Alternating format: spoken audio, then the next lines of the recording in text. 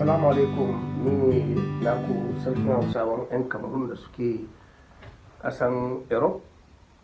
Na fari dai na gode wa Allah da ya kani wannan ƙasa Kamaru a wannan lokaci. Ina nan tare da 'yan uwana, ina magana ne akan abin da kuka shina, abin da wanda ya fito yanzu nan da yake kashe jama'a da yawa, shi ne ake kiran shi coronavirus.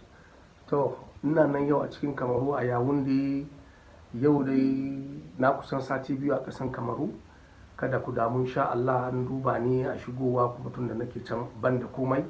Shine nake son gaya wa 'yan uwa wannan abin da muke ciki da wanda gwamnatinmu yake faɗa, yake ce gwamnatin Kamaru yake ce mu ɗauki mataki sosai, kai ya zo idame mu kamar da yake damu da yawa a can.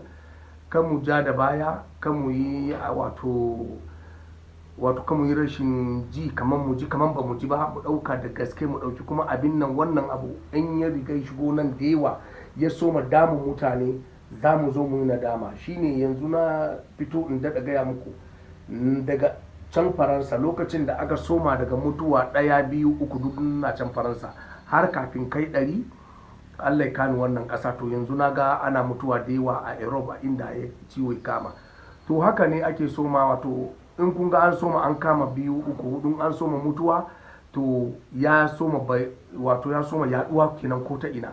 To abin da nake kiran 'yan uwa mata, yara, maza, tsofaffi, 'yan iyayenmu, mu duka, duk inda muka je, duk lokacin da muka dawo gidanmu, in muna son kanmu, muna son 'ya'yanmu, muna son kuma wannan ciwo kai ya bazu ko ta ina, duk lokacin da muka shigo gida kada mu zauna, mu nemi sabulu da ruwa mu wanke hannu, ko za mu fita ma mu sake ɗaukar sabulu da ruwa mu wanke hannu. A waje duk inda muke, in muka ga dai akwai ruwa da sabulu a nan, mu wanke hannu. A daina yawan shafa fiska, gaisuwa da hannu ya tsaya. Duk waɗansu abin da zai sa ya cuɗanya da mutum ya shina, ba hana zumunci ba, amma duk lokacin abin da zai kawo mu cikas da kuma ya kawo mu rashin lafiya da wanda ba zai bar mu yi addini, da gaya muku wannan ciwo ba abin wasa bane da shi, domin ina yaduwa a cikin duniya. To yau an ce mun gashi a cikin Kamaru, tunda yana cikin Kamaru mu san yanda zamu mu daina taruwa. In an ce ba son taruwa, a daina taruwa. In ma a cikin masallaci za mu yi sallah, mu daɗa saka wato tsakani a tsakaninmu, wato mu saka espace a tsakaninmu, saboda in ɗaya na da shi zai ba wani shi ma zai ɗauka ya kai cikin gida. Duka yara, babba, yaro, duk inda kuka samu ku wanke hannunku.